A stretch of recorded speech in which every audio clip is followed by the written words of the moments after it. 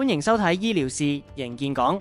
我哋首先睇睇針對政府資助嘅免費大腸癌篩查計劃。點解要做大腸癌篩查？根據衛生防護中心資料顯示，大腸癌係本港最常見癌症之一，但早期唔容易發覺，多年嚟都係香港致命癌症嘅頭2名。香港每年都會有幾萬人因為大腸癌而要住院，當中更有幾千人死亡。而大腸癌篩查嘅目的就係希望令市民喺未出現任何病徵前及早發現，以便及早治療，增加患者康復嘅機會。政府資助免費大腸癌篩查計劃喺每年年初更新，由政府資助合資格人士免費進行一次大便免疫化學測試，其後結果如果係陽性，而需要進行切除息肉或大腸鏡檢查等後續治療，醫生亦只會向參加者收取唔多於港幣1000元嘅額外費用。相關篩查可以及早識別未出現病徵嘅患者或高危人士，